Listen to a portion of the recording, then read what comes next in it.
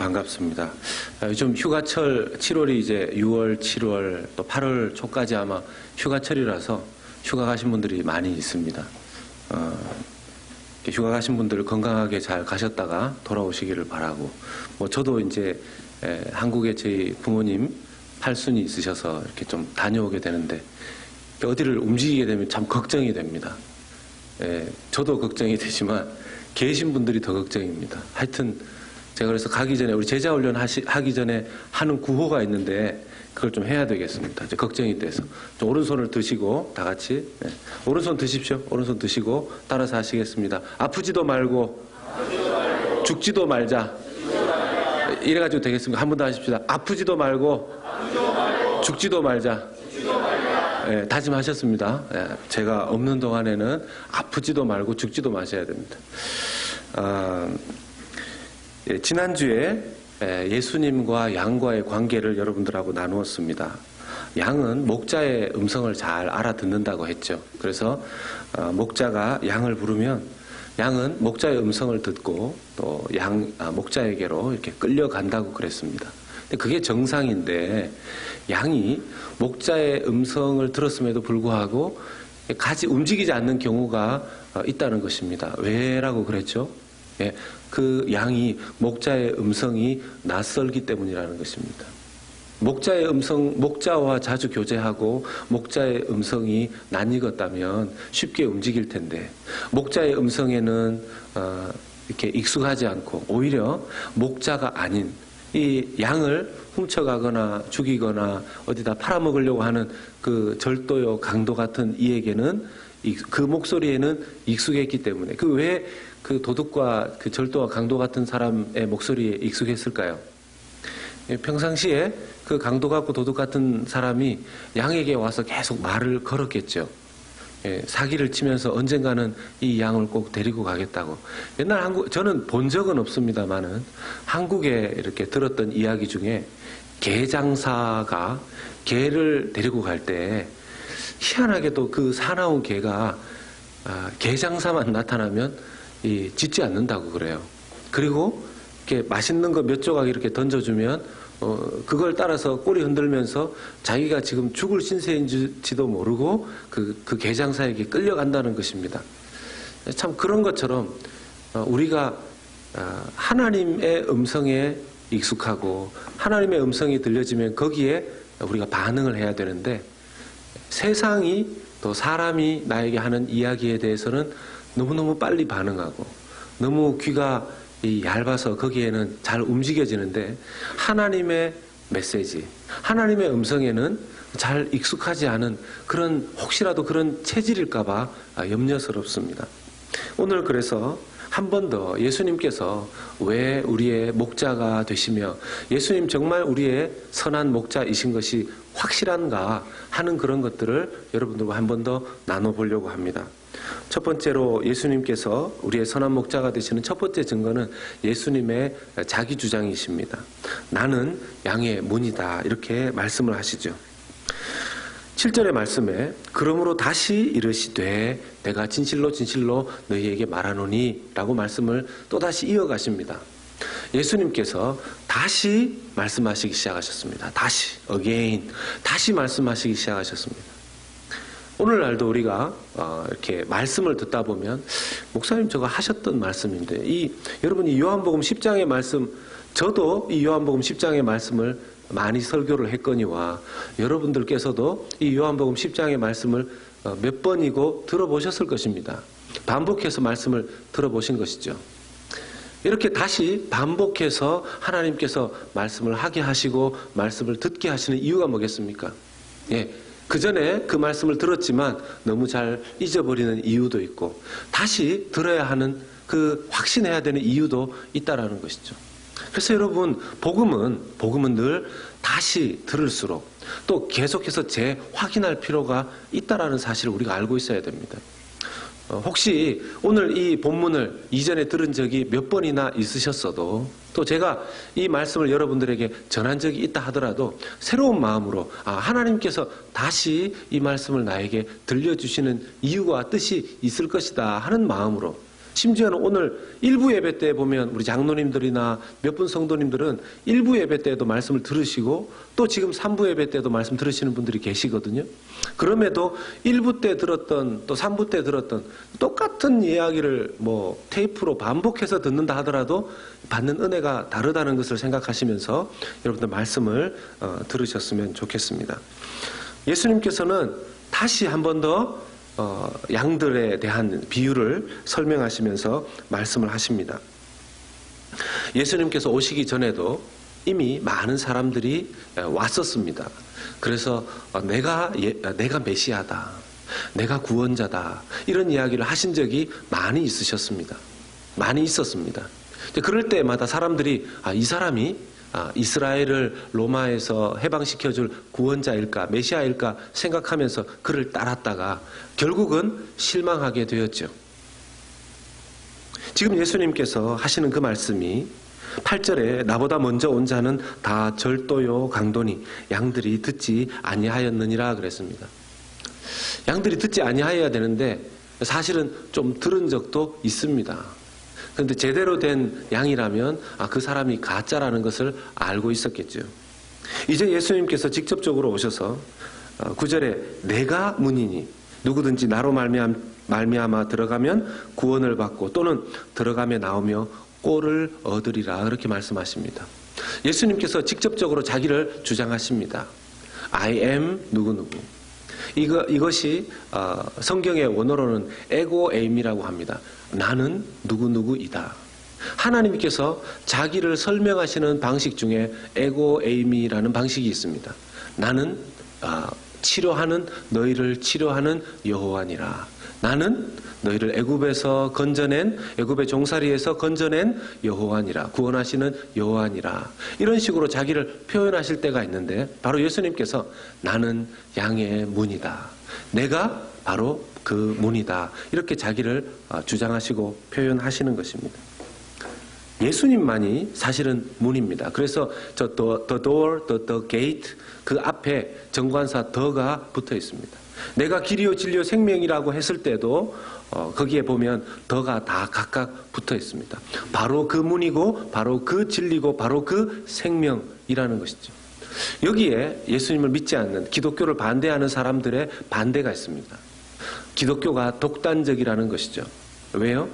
왜 기독교만 그중에 예수 그리스도만이 유일한 구원자라고 주장하느냐? 독단적인 주장이라는 것입니다. 여러분들은 어떻게 생각하십니까? 기독교가 예수님만을 유일한 구원자라고 주장하는 것이 독단적인 주장이라고 생각을 하십니까? 여러분 독선이라는 말, 자기 혼자만 옳다고 주장한다는 그런 뜻인데요. 이 말 속에는 부정적인 의미가 담겨 있습니다. 아님에도 불구하고 우겨서라도 자기가 옳다고 주장한다 할 때 독선이라는 단어를 사용한다는 것입니다. 만약에 기독교가 유일한 구원자가 예수님만이 아닌데도 불구하고 그걸 주장한다면 그것은 독단이고 독선입니다. 여러분, 기차 바퀴는 둥굽니다. 맞습니까? 기차의 바퀴는 둥굽니다. 제가 어려운 얘기를 하진 않죠. 그런데 만약 누군가가 기차 바퀴는 네모났습니다. 기차 바퀴는 세모입니다. 이걸 주장을 하는데 다른 사람들이 기차 바퀴는 둥글지요 라고 이야기를 함에도 불구하고 혼자서 자기 혼자 내 눈에 흙이 들어와도 내 목에 칼이 들어와도 기차 바퀴는 세모입니다. 네모입니다. 이걸 주장하면 그 사람의 말이 곧 독단이고 독선입니다. 근데 만약 어떤 사람이 기차 바퀴는 동그랗습니다. 이걸 주장하면 그 말은 독선과 독선이 아닌 거죠. 많은 사람들이 그걸 확인해 보면 그게 사실이라면 그건 독단이 아닙니다. 만약 예수님이 유일한 구원자라는 사실을 그게 정말 팩트이고 사실이라는 것을 우리가 확인할 수 있다라면 그것부터 먼저 사실 확인을 한 이후에 독선이다 아니다를 말해야 될 것입니다. 예수님을 안 믿는 사람들이 그냥 기독교의 그 내용을 확인하지 않은 채로 그 거부감 때문에 예수님이 유일한 구원자라고 이야기하는 것은 독단이다 이렇게 이야기하는 분이 만약 있다면 그분에게 우리는 이렇게 이야기할 수 있습니다. 당신이 기독교가 정말 독단인지 독선인지 아닌지 확인을 하고 싶으시다면 한번 기독교의 내용을 알아보시면 어떻겠습니까? 기독교의 주된 내용들을 좀 알아보시고 난 다음에 그것이 사실이 아니라면 그때는 독단이고 독선이라고 이야기하셔도 상관이 없습니다. 그런데 지금은 일단 기독교의 주된 내용들을 알아보셨으면 좋겠습니다 하고 성경 공부를 한번 주된 내용들을 알아보실 수 있는 그 복음을 나누는 기회를 얻으시면 좋겠습니다.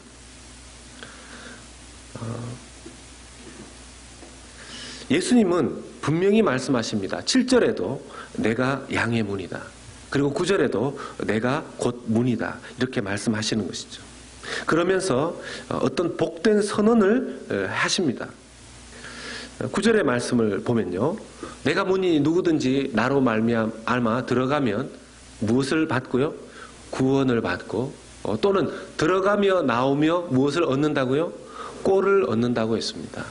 저 꼴이 뭐냐 하면 양들이 먹는 이 목초, 이 풀을 의미하는 것이죠. 쉽게 말하면 그때는 이렇게 풀을 모아놓았다기보다는 풀은 초장이죠. 풀들이 아주 많은 그런 초원을 의미하는 것일 겁니다. 예수님이 자기를 믿으면 구원의 생명 얻게 될 뿐만 아니라 꼴도 얻게 될 것이라는 것입니다. 푸른 초장을 다니면서 풍성하게 먹을 수 있는 곳을 보장받을 수 있다라는 것입니다. 신명기 28장 6절에 이 오늘 본문과 유사한 말씀이 있습니다. 내가 들어와도 복을 받고 나가도 복을 받을 것이니라. 너희들이 하나님을 잘 믿는 백성이 되면 들어가고 나오면 복을 받게 될 것이라는 것입니다. 이 복을 물질적인 복이다, 세상의 복이다 이렇게 이야기하면 이제 기복주의 또 뭐 물질의 축복주의 신앙이 될 것입니다. 그런데 여기서 말하는 이 복은 일단 근본적으로 하나님의 영의 양식을 의미한다고 할 수 있겠습니다. 자, 그렇다면 오늘 요한복음 10장 9절의 말씀처럼 너희가 예수님을 믿었으면 예수님으로 다니게 되면 구원을 얻을 뿐만 아니라 들어가고 나오며 꼴을 얻게 될 것이다 하는 말씀을 들었는데 내가 예수님을 믿고 있음에도 불구하고 왜 내가 그런 풍성한 꼴을 얻지 못할까 하는 질문을 한번 우리가 해볼 수 있습니다. 그런 분들이 계실 수도 있습니다. 내가 예수님을 믿는데 왜 내 인생이 풍성하지 못하지요? 내가 예수님을 믿음에도 불구하고 왜 영적으로 자꾸만 작아지는 것 같고 힘들어지는 것 같고 무너지는 일들이 있을까요? 왜 그렇겠습니까? 두 가지 원인을 찾을 수가 있을 겁니다. 그 중에 한 가지는 첫 번째 전제가 되는 말씀이 내가 문이라고 그랬습니다. 예수님이 문이라고 그랬습니다. 예수님으로 다녀야 되는 것이죠. 예수님을 통로로 다녀야 되는 것입니다. 그런데 이것이 사실 쉽지가 않습니다. 예수님만을 통로로 인생을 살아간다는 것, 예수님을 통해서 인생을 살아간다는 것이 쉽지가 않습니다. 모든 것을 예수님께 여쭈어보고 모든 것이 예수님의 기준에 맞는지 살펴보고 모든 것에 있어서 예수님의 허락이 떨어지기를 기다린다는 것, 그것은 시간이 때로는 굉장히 많이 걸리는 것이죠. 하나님, 이 일을 해도 될까요? 하나님, 이 직업을 선택해도 될까요? 이 사람을 만나도 될까요? 이 사람하고 결혼해도 될까요? 결정적인 어떤 선택에 있어서 이 일을 어떻게 해야 될까요? 당장 자기가 원래 알고 있었던 세상적인 경험에 비추어서 딱 그냥 결정을 하면 쉽겠지만 희한하게도 예수님을 잘 믿으려고 작정을 하면 그 일이 나중에 사달이 나더라는 것입니다. 분명히 이 일은 이루어지는 일이라고 생각을 하고 사람을 만나고 직장을 선택하고 일을 하고 했음에도 불구하고 나중에 굉장히 꼬여지는 결과가 나타나기도 하더라는 것이죠. 아니, 그때 기도도 좀 하면서 내가 이 일을 결정했는데 왜 지금 결과가 이렇게 될까? 그런 고민이 들 때가 있죠. 우리가 한번 질문해 보겠습니다. 우리 자신에게. 그때 정말 예수님으로만 유일한 상담자로서 예수님과만 대화하며 예수님의 어프로브를 받고 그 일을 정말 했을까요? 아니면 예수님, 내가 이 일을 할 테니까 주님이 어프로브 해 주십시오. 주님이 그렇게 해 주실 줄 믿습니다. 충분히 결정이 나지 않았음에도 불구하고 정말 중요한 일들을 밀어붙일 때가 있지는 않았는지. 그래놓고 나중에 하나님 기도하면서 이 일을 했는데 왜 결과가 이렇게 됩니까? 그렇게 말할 때가 있다는 것입니다. 그것은 아예 출발 자체가 잘못된 것이고요. 두 번째는 하나님의 인도함을 받아서 분명히 주님의 뜻을 확신하고서 그 일, 그 사람 결정을 했는데 자기에게 나타난 곳이 푸른 초장의 상황이 아니라 광야 같은 상황이 펼쳐졌는데 이것은 어떻게 된 것이냐라는 것입니다. 여러분, 우리 눈앞에 환경적으로 광야와 같은 상황이 펼쳐졌다 할지라도 주님께서 인도하신 여정이라면 내 인생의 눈앞에는 사막이요 광야 같다 할지라도 하나님께서는 영적으로는 푸른 초장 같은 놀라운 은혜를 베풀어 주실 줄로 믿으시기를 축복합니다. 인간적으로 보았을 때 예수님으로만 다녔던 사람들이 인간적으로는 굉장히 어려운 상황에 맞닥뜨린 때가 많이 있었습니다. 우리가 잘 아는 사도 바울만 하더라도 예수님의 복음을 전하기 위해서 이곳으로 저곳으로 다녔지만 때로는 많은 매를 맞기도 하였고 때로는 굶기도 하였고 때로는 강도를 당하기도 하였고 목숨을 잃을 뻔한 위기에 처했을 때도 굉장히 많았습니다. 그랬을 때 인간적인 환경으로 보았을 때는 말도 안 되는 어려운 상황이지만 그의 영적인 상황은 그 어느 때보다도 하나님과 함께하는 놀라운 은혜의 상황이었다라는 것입니다. 그가 만약 영적인 푸른 초장을 하나님께 보장받지 못하는 그런 상황이었다라면 그는 어려운 인생의 어려움을 견뎌내지 못했을 것입니다. 예수 믿는 사람들이 때때로 닥치는 어려운 고난 속에서도 이겨낼 수 있는 힘을 공급받는 비결이 무엇입니까? 비록 자기가 하나님을 완전히 의지하지는 못했다 할지라도 자기 인생의 문이 되시는 유일한 인생의 통로가 되는 예수님을 계속해서 의지하고 붙잡기를 노력하면 주님께서 그 어려운 상황을 넘어갈 수 있는 은혜를 부어주시고 채워주신다라는 것입니다. 그래서 인생의 어려움을 겪을 때 우리가 할 수 있는 두 가지의 기도의 방법이 있습니다. 하나는 이 어려움이 내게서 비껴나가게 해주십시오라는 기도를 드릴 수 있고요. 또 하나는 이 어려움을 넘어갈 수 있도록 하나님 내 은혜를 더 채워주십시오. 내 은혜의 수위가 더 많이 올라가게 해주십시오라고 기도할 수 있다는 것입니다. 여러분들은 어떻게 기도하시는 편이십니까? 제가 하나님 앞에 요즘 이렇게 기도하는 부분들이 있습니다. 하나님, 제 인생을 돌아볼 때 하나님께서 참 믿음만 있으면 무엇이든지 할 수 있습니다 라는 고백을 제가 했었던 때가 있는데 어떤 때 보면 믿음만 있어서 안 되고 좀 다른 것들이 좀 이렇게 교회 재정도 좀 필요한 것 같고 좀 사람도 필요한 것 같고 좀 계획도 필요한 것 같고 머리가 굉장히 복잡해질 때가 있는 것을 제가 기도하면서 제 스스로가 힘들어하고 어려워하는 것을 제가 느꼈습니다. 그러면서 기도하기를 하나님 믿음이 제 1번이 되어야 되는데 주님 제 믿음의 전성기를 회복시켜 주시옵소서. 제 믿음의 전성기를 회복시켜 주시옵소서. 제 신앙의 전성기를 회복시켜 주시옵소서. 그래서 믿음만 있으면 뚫고 나갈 수 있다는 확신을 가지고 사역할 수 있고 걸어갈 수 있게 해주십시오. 이런 기도를 하게 됐습니다. 사랑하는 여러분, 믿음만 있으면 무엇이든지 할 수 있다 이런 생각이 드셨을 때가 있으셨죠. 자기 믿음의 전성기가 있으셨을 겁니다. 옛날을 돌아보면 나도 그럴 때가 있었는데 지금은 그냥 뭐든지 다 힘들고 기도도 안 되고 뭐도 안 되고 뭐도 필요하고 이런 말씀 하시는 분들이 있습니다. 그런 분들 저를 한번 따라서 하시겠습니다. 저를 한번 따라해 보십시오. 주여 믿음의 전성기를 회복시켜 주시옵소서. 주여 은혜의 전성기를 회복시켜 주시옵소서. 이 기도를 하는 한 우리의 매일매일이 믿음의 전성기요 은혜의 전성기를 누릴 수 있는 은혜를 여러분들에게 주실 줄로 믿습니다. 우리가 어떤 기도를 하느냐가 너무너무 중요한 겁니다. 계속해서 부정적인 기도를 하는 사람 하나님께서 무엇인가를 주시려고 해도 그 부정적인 기도 속에 빨리 좀 긍정적으로 바꾸었으면 좋겠다. 하나님께서 그렇게 말씀하실 겁니다. 이왕이면 긍정적으로 믿음의 전성기를 회복할 수 있는 그런 믿음의 기도로 하나님 앞에 나아가시기를 바랍니다.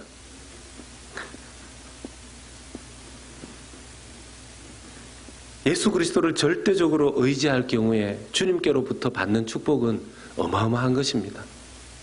우리가 하나님을 절대적으로 의지하지 못하기 때문에 우리의 인생에 어려움과 낙심이 계속 찾아오는 것이죠. 때때로 우리는 하나님이 아닌 제3의 존재를 바라보다가 실망할 때도 참 많이 있습니다. 그 대부분의 경우 중에 하나가 사람이죠. 사람을 바라보다가 실망하는 경우를 봅니다. 목회자들에게 실망하는 경우도 봅니다. 여러분, 목회자도 사람입니다. 너무 절대적으로 바라보지 마시기 바랍니다. 제가 어떤 목사님의 칼럼을 봤는데 그 목사님의 칼럼 중에 이런 얘기가 있었습니다. 신방을 갔는데 이제 이분이 뭔가 실족하고 그래서 다른 사람들에게 소개를 받아서 신방을 갔는데 이분은 이전에 교회를 열심히 다니셨던 분인데 지금은 교회를 안 다니신다는 겁니다. 그 내용을 들어보니까 이분이 교회를 열심히 다니셨는데 그러다가 목사님에게 큰 실망할 일이 생겨서 교회를 옮긴 거 떠난 것이 아니라 아예 교회를 안 나가게 되었다는 것입니다. 어떤 일이었는지는 그 목사님도 구체적으로 묻지 않으셨고 저도 그 칼럼 속에서 당연히 발견할 수는 없었습니다. 그러나 거기에 두 가지 아쉬운 것이 있었습니다. 하나는 그 목사님 자신도 자신을 돌아보아야 되겠죠. 성도에게 그런 상처를 준 것에 대해서 돌아봐야 되겠죠. 또 하나는 지나치게 너무 사람을, 목회자도 사람인데 그렇게 바라보다가 실망하여 교회를 떠나고 교회를 떠난 것으로만 된 것이 아니라 아예 교회를 나가지 않는, 그래서 안 나가는 성도, 요즘 그런 성도들을 가난한 성도라고 한다고 하는데 가난한 성도가 되어버렸다는 이야기를 듣고 참 가슴 아프고 저도 제 자신을 정말 돌아보게 되었습니다. 그런 의미에서 유일하고 완전한 절대적인 우리가 신뢰해야 될 대상, 선한 목자이신 예수 그리스도이심을 우리가 다시 한번 고백하면서 바라보기를 원합니다. 10절의 말씀 이후에 예수님이 자기가 선한 목자가 되심을 말씀해 주십니다. 도둑이 오는 것은 도둑질하고 죽이고 멸망시키려는 것뿐이고 내가 온 것은 양으로 생명을 얻게 하고 더 풍성히 얻게 하려는 것이라고 그랬습니다. 선한 목자와 도둑놈 그리고 사꾼을 좀 대조하면서 보여주시는데요. 도둑놈은, 죄송합니다, 도둑놈을 놈이라고 해서, 도둑놈은 훔치고 죽이고 망가뜨리기 위해서 양에게 접근합니다. 그런데 예수님은 우리에게 생명을 얻게 하시고 더 풍성히 주기 위해서 우리에게 오셨습니다. 도둑들에게 우리의 삶을 주면 망가지게 되고 사단의 꾀임처럼 세상에 우리의 마음을 주면 잘 되는 것 같지만 끝내 망가진다라는 것이죠.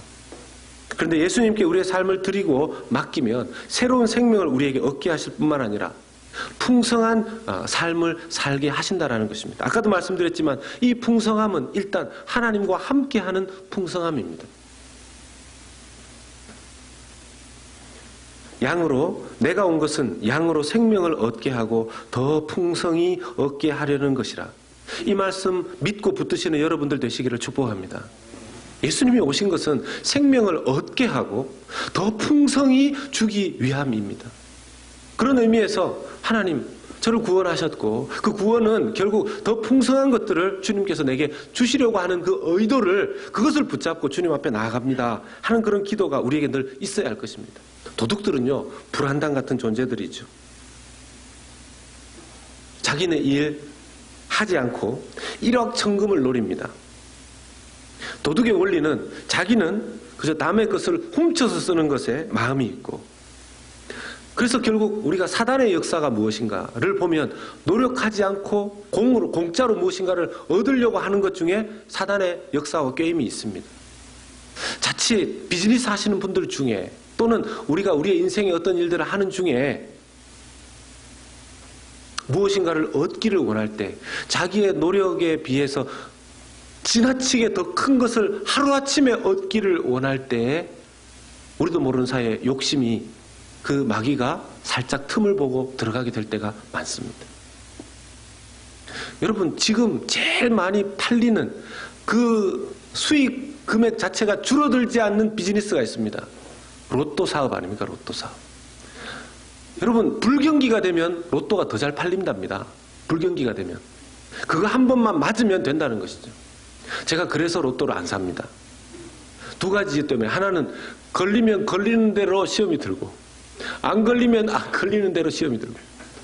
어떤 목사님은 사셨대요. 그분은 정말 이렇게 너무 교회가 어려워서 좀 하나님 다른 방법이 하나도 없어서 로또라도 좀 어떻게 해야 되겠습니다 해서 복권을 사서 기도했는데 되셨대요. 예. 그 일을 해결하시고는 그 다음에는 아마 사셨다라는 말씀이 없으시니까 그냥 그걸 통로로 어떻게 잘 사용하셨는지. 저는 그런 걸로 시험을 이길 자신이 없어서 로또를 안 삽니다. 공짜로 무엇인가를 얻게 하는. 여러분 슬롯 머신 같은 것도 마찬가지 아니겠습니까? 사람들이 거기에 가서 물론 확률상 어쩌다가 한 번은 맞아서 자기가 넣은 금액보다 뭐 굉장히 많은 수익을 얻을 때가 있습니다. 그런데 그 한두 소수 사람을 제외하고는 수많은 사람들은 거기에 다 투자하죠.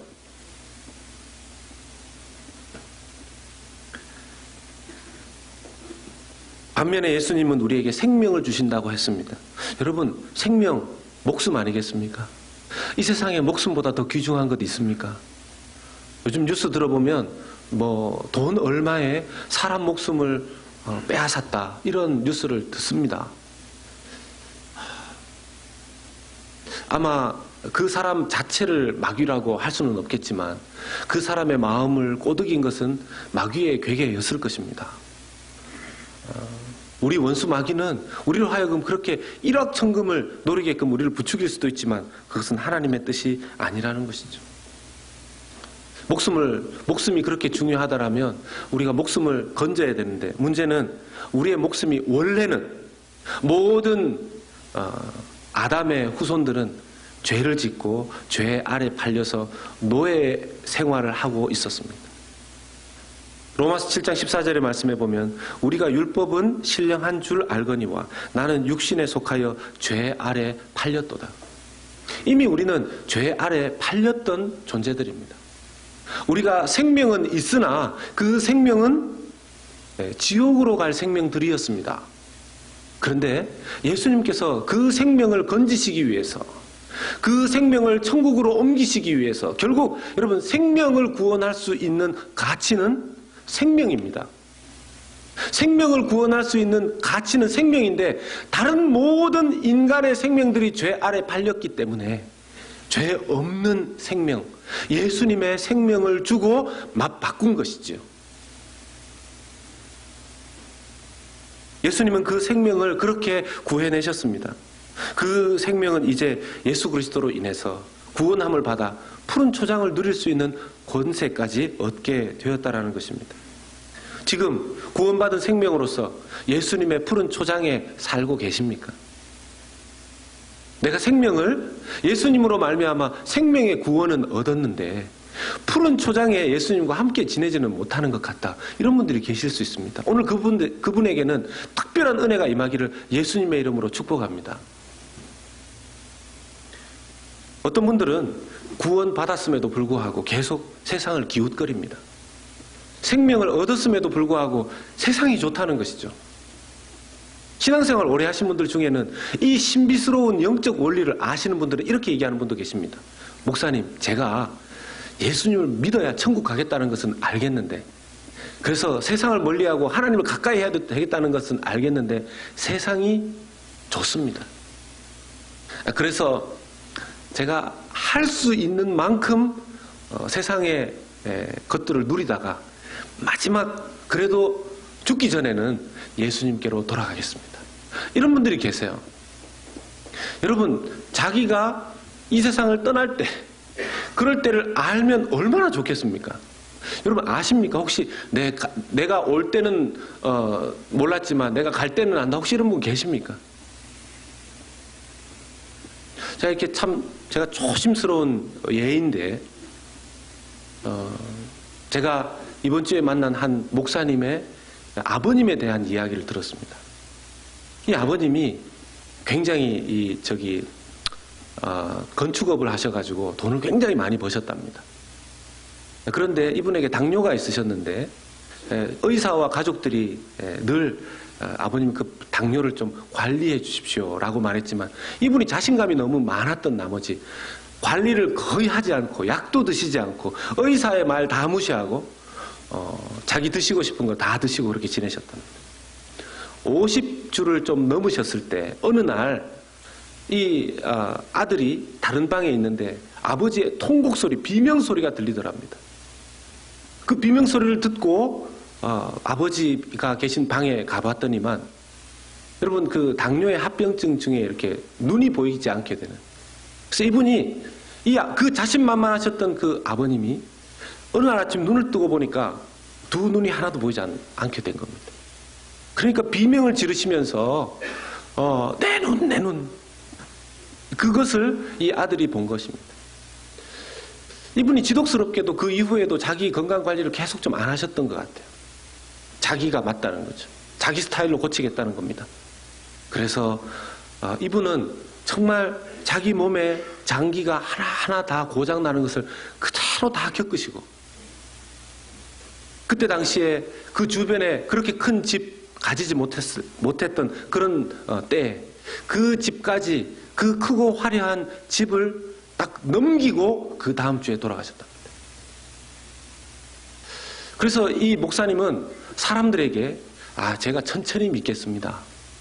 저도 알고 있는데 그냥 뭐 때가 되면 될 겁니다. 라고 말하는 분들에게 자기 부모님의 예화이기 때문에 그걸 사용하신다는 거죠. 저도 그 얘기를 듣고 쓸까 말까 하다가 좀 고민은 되었었지만 자칫 잘못하면요 우리가 제가 이런 예를 저희 부모님이 아니라서 쓰기는 어렵지만 우리가 떠날 날을 아무도 예상할 수 없기 때문에 하나님이 우리에게 권면하시는 내가 너의 생명을 건져주기를 원하고 너는 나 안에서만 내 안에서만 그 생명을 풍성히 누린다라는 말씀이 들려질 그때에 주 예수님께 자기를 맡기시는 여러분들 되시기를 예수님의 이름으로 축복합니다.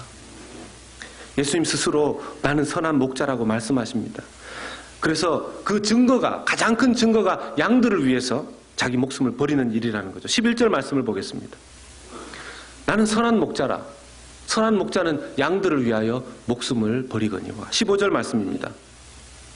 아버지께서 나를 아시고 내가 아버지를 아는 것 같으니 나는 양을 위하여 목숨을 버리노라. 예수님이 선한 목자라는 가장 큰 증거가 양들을 위해서 목숨을 버린다는 것입니다. 그러면 오늘 성경에 나오는 사꾼, 이게 돈을 주고 사온 사꾼인데요. 이 사꾼은 성경에서 이렇게 얘기합니다. 12절에 목자가 아니요. 사꾼은 목자가 아니요. 양도 자기 양이 아니라 이리가 오는 것을 보면 양을 버리고 달아나나니 이리가 양을 물어가고 또 해친다고 합니다. 13절의 말씀에도 보면 달아난다고 그랬습니다. 사꾼의 특징은 달리기를 잘하는 것입니다. 사꾼의 특징은 달리기를 잘하는 것입니다. 특히 어디에 빠르냐 하면 도망가는 것에 빠르다는 것이죠. 사건 사고가 생겼을 때 이리가 오는 것을 보면 그냥 양보다 더 빨리 도망간다는 것입니다. 우리가 알고 있지만 한국에서 일어난 몇몇 가지 큰 안타까운 사건 중에 기관사가 또는 배의 선장이 조금 더 시간을 가지고 조치를 했었더라면 더 많은 생명을 구할 수 있었을 텐데 하는 그런 사건들이 있지 않습니까? 그때 그들이 재빨리 그렇게 빨리 도망가지만 않았었더라면 더 많은 생명들을 구할 수 있었을 텐데 말이죠. 사꾼은 그렇답니다. 그렇게 빨리 걸어마 날 살려라 하면서 도망가는 사람입니다. 그래서 이 사람은 절대로 다치지 않습니다. 사꾼은 절대로 다치지 않습니다. 자기 손해볼 짓은 절대로 하지 않습니다. 돌아가다가 지켜보지도 않습니다. 다시 돌아보지도 않습니다. 구약에 보면 양을 지키기 위해서 싸웠던 좀 선한 목자의 하나의 모델이 되는 사람이 있습니다. 여러분들 아시죠? 누굽니까? 다윗입니다. 다윗은 양을 지키다가 자기 양을 물어가려고 하는 맹수들이 나타나면 그 맹수와 싸워서 양을 되찾아왔다고 합니다. 양을 물어가는 맹수가 있으면 그 물어가는 그 맹수와 싸워서라도 양을 되찾아왔다고 합니다. 여러분, 그러면 다윗을 볼 때 오늘날의 좀 지체가 높은 사람들은 어떨지 모르겠지만, 여러분, 다윗이 선한 목자였기 때문에 양을 지키기 위해서 그가 받았을 맹수와의 싸움 속에서의 그 싸움의 흔적들이 그에게 많이 있을 것입니다.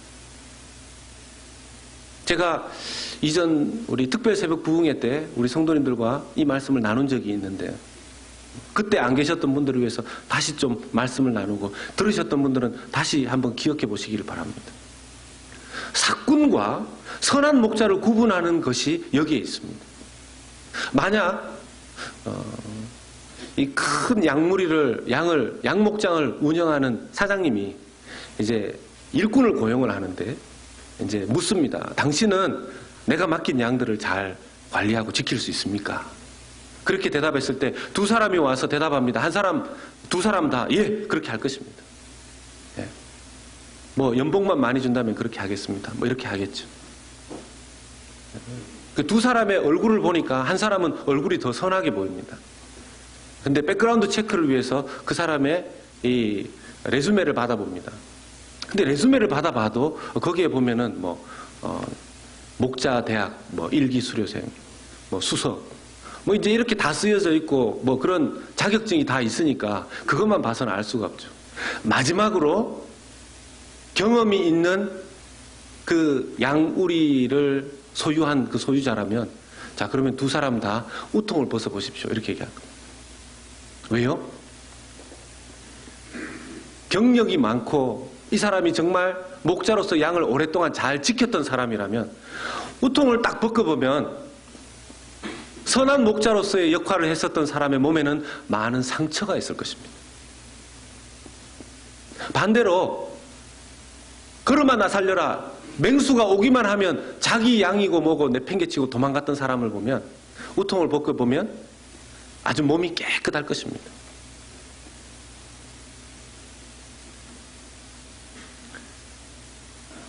선한 목자는 양들을 위해서 자기 목숨을 버리고, 삭군은 양을 버린다고 그랬습니다.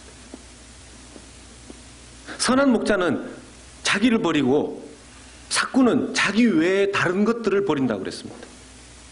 우리가 선한 목자를 닮았으면 자꾸 자기를 버리려고 해야 될 것입니다. 삭군을 닮아간다면 자기는 손해보지 않으려고 할 것입니다. 선한 목자는 도망가지 않고 이리와 싸운다고 하였습니다. 싸운다고 다 이길 수는 없죠. 선한 목자는 문제에 직면하여서 직접 그 문제를 풀려고 한다는 것입니다. 도망가지 않고. 여러분, 선한 목자가 자기에게 그래도 어떤 무기가 있으니까 이기지 않았겠습니까? 예수님이 선한 목자로서의 그 무기는 무엇이었을까요? 바로 세 번째 우리가 살펴볼, 내가 내 목숨을 버리는 그것은 하나님께로부터 부여받은 권세인데, 하나님이 내게 주신 그 권세가 버릴 수도 있고 취할 수도 있는 그 권세가 예수님의 무기셨습니다. 예수님의 최고의 무기는 자기 자신이었습니다. 예수님이 원수의 손에 팔린 자기 백성을 되찾을 자기 자신의 권세를 아버지 하나님께 받았습니다. 18절 말씀입니다. 이를 내게서 빼앗는 자가 있는 것이 아니라 내가 스스로 버리노라. 나는 버릴 권세도 있고 다시 얻을 권세도 있으니 이 계명은 내 아버지에게서 받았노라. 예수님 이 권세를 받았습니다. 자기 생명을 버릴 권세도 있고 자기 생명을 얻을 권세도 받으셨습니다. 그런데 자기 생명을 그대로 가지고 계신다라면 예수님은 자기 생명은 구원하실 수 있으실지 몰라도 양들의 생명은 얻으실 수가 없었죠. 그런데 예수님은 선택하시기를 자기가 자기 생명을 버리는 것을 선택하셨습니다. 자발적으로. 오늘 말씀해 보면 예수님께서 하나님 아버지와의 관계를 말씀하십니다. 15절 말씀에 아버지께서 나를 아시고 내가 아버지를 아는 것 같으니 나는 양을 위하여 목숨을 버립니다.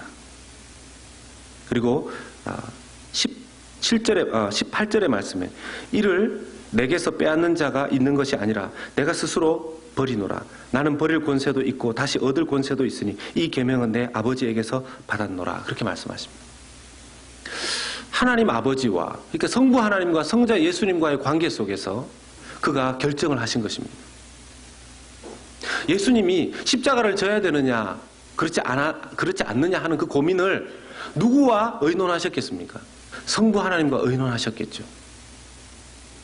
내가 이 백성들, 사단의 노예로 살아가는 이 백성들, 이 양들을 구해내기 위해서 어떻게 해야 되겠습니까? 답을 아셨지만 아마 성부 하나님과 대화를 나누시면서 성부 하나님, 아버지께서 말씀하시지 않았겠습니까? 아들아, 네가 양들을 위해서 목숨을 버려야 되지 않겠느냐? 그리고 그러면 내가 너를 부활시켜 주겠다. 그런 약속을 하시지 않았겠습니까? 예수님께서는 분명히 자기 아버지 하나님의 뜻을 확인하시고 결단하셨을 겁니다. 오늘날 우리가 예수님과 그 선한 목자와 양들의 사이처럼 예수님과 우리 사이가 그렇게 긴밀하고 예수님의 뜻과 예수님의 마음과 그 풍성한 생명의 은혜를 누리지 못하는 이유가 여기에 있을 수 있습니다. 예수님이 하나님 아버지의 뜻을 더 확신하게 되고 예수님이 생명을 풍성하게 얻을 수 있었던 비결은 하나님 아버지와 교제하면서 자기를 포기한 순간이 있었기 때문입니다. 사랑하는 여러분, 이 대목에서 우리가 우리 자신에게 질문해 봅니다.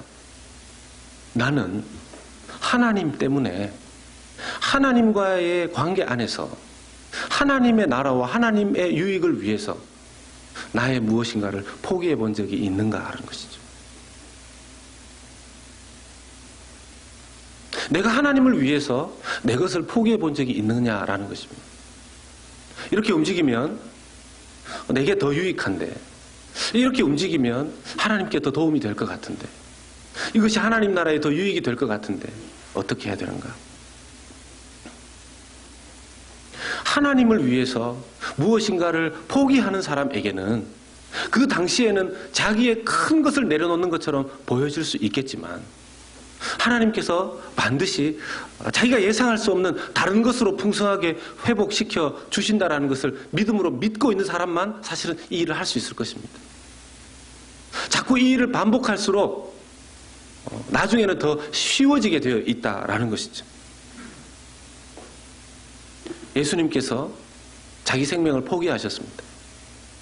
그리고 그 생명의 포기를 하셨기 때문에 모든 인류의 생명을 구원하실 수 있는 그런 권세를 얻으시기도 하셨습니다.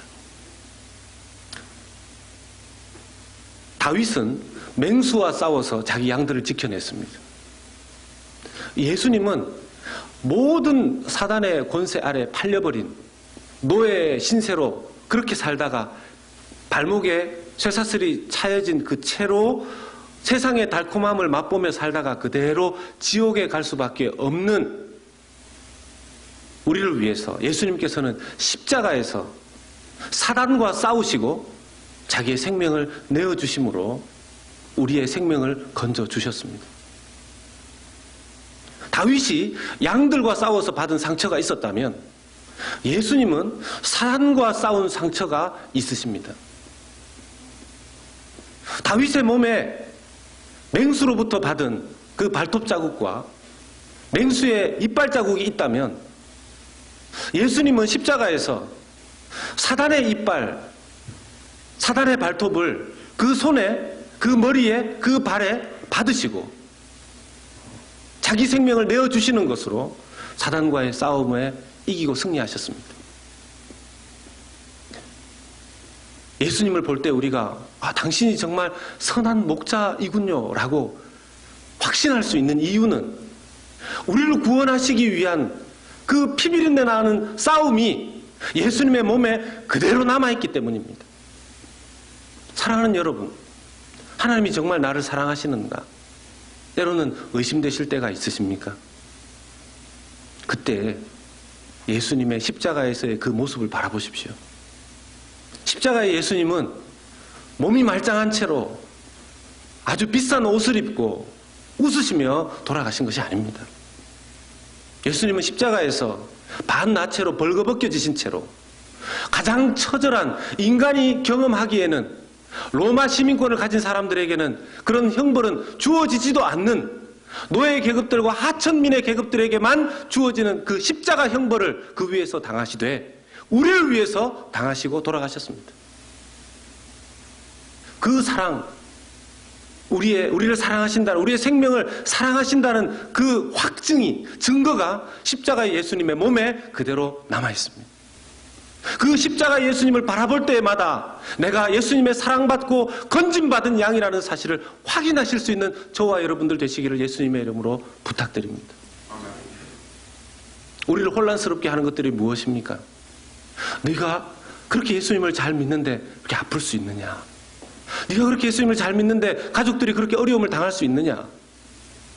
네가 그렇게 신앙을 중요시한다고 하는데 뭘 그렇게 내세울 만한 세상의 것들이 있느냐? 세상이 우리에게 그렇게 물을 때 우리가 제시할 수 있는 증거들은 세상 속에서 많이 얻어낸 어떤 결과물들이 아니라 예수 그리스도의 십자가가 내가 예수 그리스도를 따르는 증거라는 사실을 확증하며 알고 있어야 될 것입니다. 예수님 그대로 다 받으셨습니다. 이런 측면에서 예수님의 목자됨을 닮아가려고 하는 사람들은 상처를 피할 수가 없습니다. 리더가 된다는 의미는 상처를 받는다는 의미와도 같아질 수 있습니다.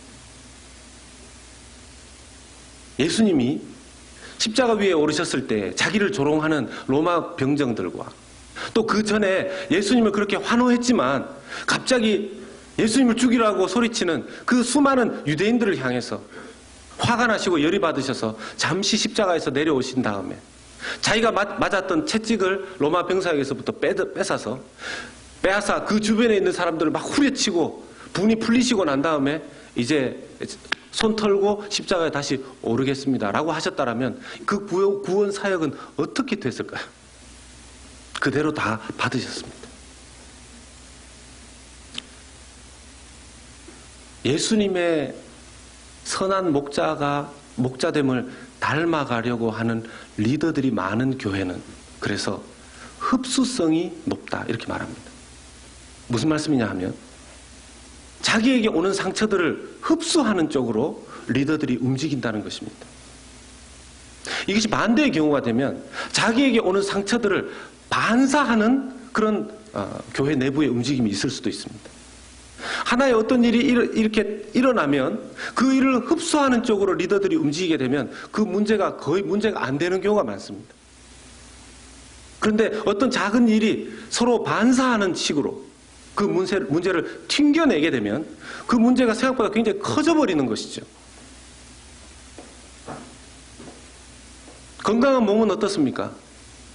누구나 다 병균이 있는 세상 속에서 살고 있지만 그 건강한 몸에 병균 하나가 들어와도 쉽게 그것을 이겨낼 수 있습니다. 나중에 거의 문제가 되지 않습니다. 그런데 건강하지 못한 몸이면 아주 사소한 균 하나, 감기균, 아니 다른 어떤 균 하나가 들어와도 그 균 때문에 목숨을 잃을 정도의 위험한 지경에 이르게 되는 것입니다. 사랑하는 여러분, 우리 교회 공동체는 어떻습니까? 우리 교회 공동체 영적으로 건강해지고 회복되는 그런 공동체가 되기를 소원합니다. 어떤 문제가 떨어졌을 때 그 문제들을 리더층에서부터 흡수하는 그런 공동체가 될 수 있기를 소원합니다.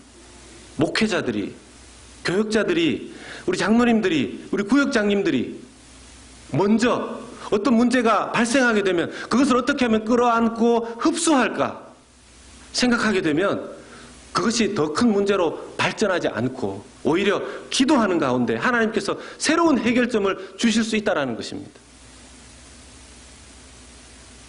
예수님의 이 원리가 우리에게 적용되어졌으면 좋겠습니다. 이렇게 예수님께서 자기 자신을 선한 목자됨을 말씀하셨음에도 불구하고 19절과 21절의 말씀에 보면 유대인들은 여전히 예수님의 말씀, 예수님의 생명에 대해서 관심이 없고 여전히 분쟁합니다. 그리고 분열됩니다. 그리고 예수님에 대해서 귀신 들렸고 미쳤다라고 이야기합니다. 때때로 제가 교회 안에서 보면 말씀을 다 전하고 난 이후에 이런 이야기를 들을 때가 있습니다. 정말 가슴 아픈데, 목사님 이대로 어떻게 삽니까? 목사님 이대로 어떻게 삽니까? 여러분, 제가 여러분들과 나누는 이 말씀 저도 그대로 못 삽니다. 저도 그대로 못 삽니다. 그러나 우리의 믿음은 무엇입니까? 하나님이 우리에게 들려주신 이 하나님의 말씀은 성령 안에서 이대로 살려고 노력하는 자의 것이라는 것입니다. 그런데 이 말씀을 듣고 그 말씀대로 못 살아. 그 말도 안 되는 소리지. 꼭 그럴 때는 이런 단어를 또 붙이는 분이 미쳤어.